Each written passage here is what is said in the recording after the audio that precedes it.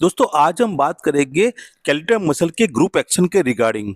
Normal condition में कोई भी स्केलेटल मसल यानी कि प्राइम मूवर मसल अकेले काम नहीं करता कोई भी मूवमेंट प्रोड्यूस करने में या उसकी स्टेबिलिटी सिक्योर करने में। मतलब सारे मसल एक साथ काम करते हैं ताकि मूवमेंट में एक्यूरेसी हो।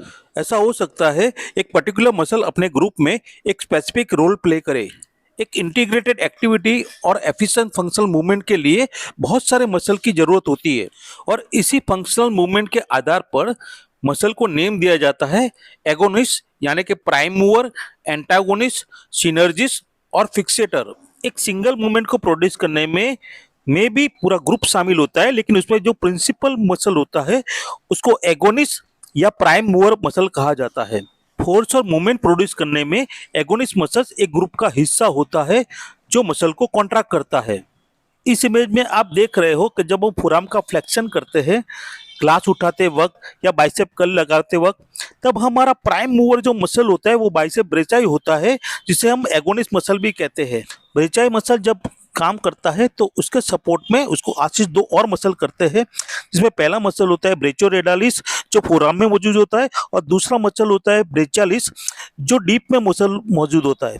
ये दोनों मसल बाइसेप ब्रेचाई को हेल्प करते हैं और उसे सिनर्जिस्ट मसल कहा जाता है।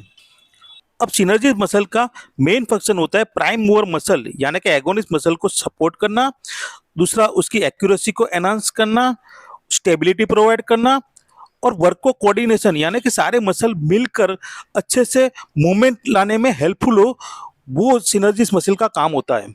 अब हम बात करते हैं फिक्सेटर मसल की, जो सिनर्जिस्ट मसल की तरह मसल को स्टेबिलाइज करने में हेल्प होता है और मसल को कंट्रोल करने में भी हेल्प करता है।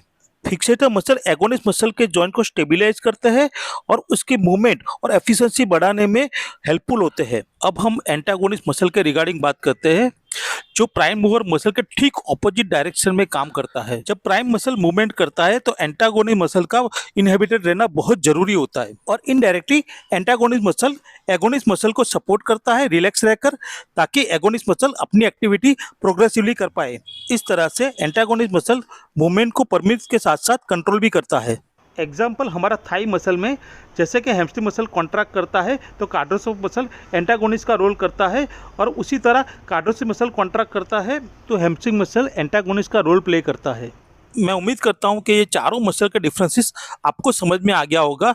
अब आपको एगोनिस्ट मसल, एंटागोनिस्ट, सिनर्जिस्ट और फिक्सेटर का क्या रोल है ये भी आपको एनाटॉमी और फिजियोथेरापी में बहुत ही हेल्पफुल होगा। ओके दोस्तों, bye, see you, take care.